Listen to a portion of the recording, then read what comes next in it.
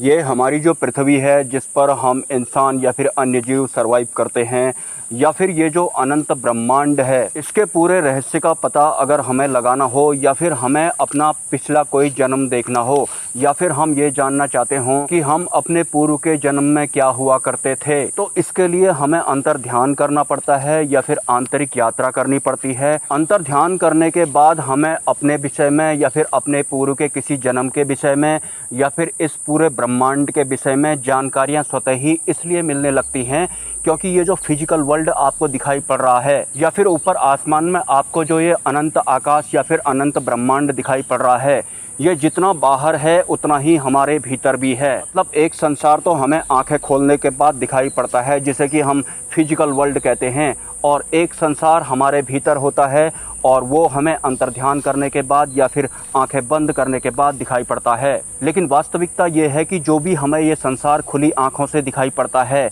इसका जो मूल सत्य होता है या फिर इसका जो केंद्र बिंदु होता है या फिर इसकी शुरुआत का जो बेसिक पॉइंट होता है, वो सूक्ष्म अवस्था में होता है। हमारे बाहर जो भी ये फिजिकल वर्ल्ड हमें दिखाई पड़ रहा है, इसका जो केंद्र बिंदु है वो सूक्ष्म अवस्था में है और वो अंतर्ध्यान करने के बाद हमें दिखाई पड़ता है। तो ऊपर अगर हमें चाँद दिखाई पड़ता है या फिर मंगल ग्रह दिखाई पड़ता है या फिर कोई अन्य ग्रह दिखाई पड़ता है, अगर हमें उसके बारे में जानना है तो ज़रूरी नहीं है कि फिजिकली हमें उन ग्रहों की यात्रा करनी पड़ेगी, क्योंकि एक चाँद, एक कैलाश पर्वत, एक मंगल ग्रह, एक बुध ग्रह तो ऊपर हमें खुली आंखों से दिखाई पड़ता है, लेकिन इन सभी फिजिकल तत्वों का जो केंद्र बिंदु होता है वो सूक्ष्म अवस्था में होता है, मतलब हमारे भीतर वाले संसार में होता है, जो संसार हमें अंतर्ध्यान करने के बाद दिखाई पड़ता है या फिर आंखें बंद करने के बाद दिखाई पड़ता है। एक्चुअल में जो हमारा अवचेतन मन होता है, जिसे कि सबकॉन्शियस माइंड कहा जाता है, उस अवचेतन मन में हमारे पूर्व के सभी जन्मों के रिकॉर्ड भी होते हैं और इस संपूर्ण ब्रह्मांड के रिकॉर्ड्स भी होते हैं। और तो और इस जन्म में हमने जो भी कृत्य आज तक किए हैं या फिर जो भी काम आज तक किए हैं,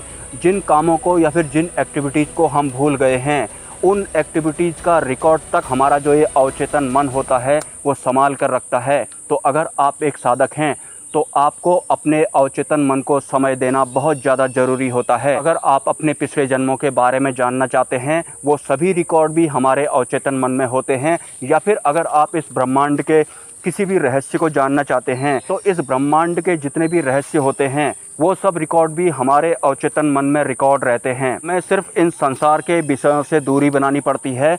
और अंतर्ध्यान करना पड़ता है। सांसारिक विषयों से दूरी बनाने के बाद जब हम अंतर्ध्यान करने लगते हैं तो अंतर्ध्यान करने के दौरान हम अपने अवचेतन मन तक पहुंच जाते हैं, और हमारा जो अवचेतन मन होता है उसमें इस पूरे ब्रह्मांड के ही रहस्य छुपे होते हैं। रहस्य भी अगर मैं ना कहूँ, ये पूरा ब्रह्मांड ही हमारे अवचेतन मन में छुपा हुआ होता है, या फिर इसकी शुरुआत ही हमारे अवचेतन मन से होती है। ये लाइन भी गलत नहीं होगी। वो बात अलग है अगर कोई साधक सिर्फ अपने ही पूर्व जन्म के बारे में जानना चाहता है या फिर सिर्फ अपने ही बारे में जानना चाहता है, तो फिर तो वो अवचेतन मन में भी सिर्फ अपने तक ही सीमित रह जाएगा। लेकिन अगर कोई साधक इस पूरे ब्रह्मांड के रहस्यों को ही जानना चाहता है तो फिर वो इस पूरे ब्रह्मांड के रहस्यों को भी बहुत आसानी से जान सकता है। एक्चुअल में जब हम ब्रह्म से अलग हुए थे या फिर ऊर्जा से पदार्थ में तब्दील हुए थे, हमने जब ये शरीर धारण किया था, तो उससे पहले हम इसी अवचेतन मन का हिस्सा हुआ करते थे। लेकिन अब हम ऊर्जा से पदार्थ में तब्दील हो चुके हैं और न जाने कितने सारे जन्म लेते जा रहे हैं,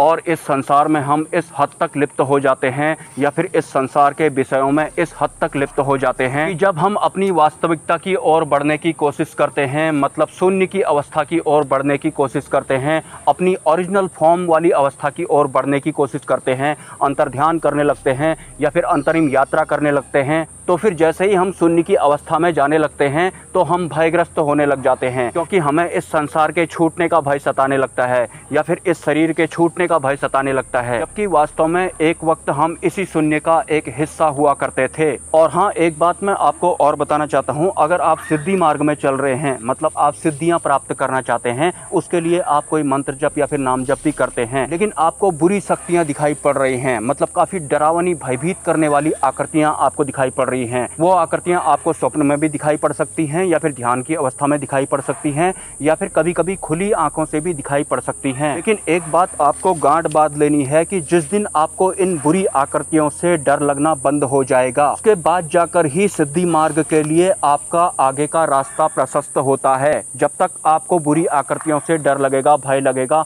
तब तक आप सिद्धि मार्ग में भी आगे नहीं बढ़ पाएंगे। और जिस दिन आपको बुरी शक्तियों को देखकर या फिर भयानक चेहरों को देखकर डर लगना बंद हो जाएगा, तो यकीन मानिए ये भयानक चेहरे जिन्हें देखकर आजकल आप डरा करते हैं, इनका रूप कुछ और ही हो जाएगा। मतलब ये आपके सपोर्ट में खड़ी हो जाएंगी और ये सिद्धि मार्ग का एक सच भी है। लेकिन जब तक एक साधक इस मेंटालिटी के साथ मंत्र साधना या फिर नाम जप करता है कि ये तो बहुत ही भयानक चेहरा है, और उसके बाद वो डर भी जाता है और वो ये चाहता है कि जब भी वो साधना करे तो उसे किसी भी तरह का भय उत्पन्न ना हो या फिर भयानक चेहरे उसे ना दिखाई पड़े, तो ऐसा बिल्कुल भी नहीं होगा। अगर आप सिद्धि मार्ग में भी चल रहे हैं तो जब तक आप भय के ऊपर जीत प्राप्त नहीं करेंगे, तब तक आप सिद्धि मार्ग में भी आगे नहीं बढ़ेंगे। और अगर आप डर के मारे साधना ही छोड़ देते हैं या फिर अपनी आंख खोल देते हैं, तो उसके बाद भी आपको सिद्धि मार्ग में सफलता नहीं प्राप्त होगी। जैसा कि मैंने थोड़ी देर पहले बताया था कि जिन आकृतियों को देखकर आप डर रहे हैं, यही आकृतियां एक दिन आपके सपोर्ट में खड़ी हो जाएंगी और इनका जो रूप है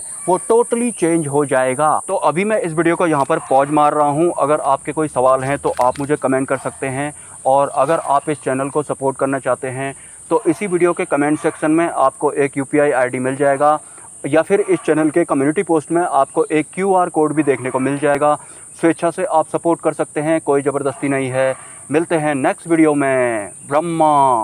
विष्णु महेश, जय माँ पराशक्ति।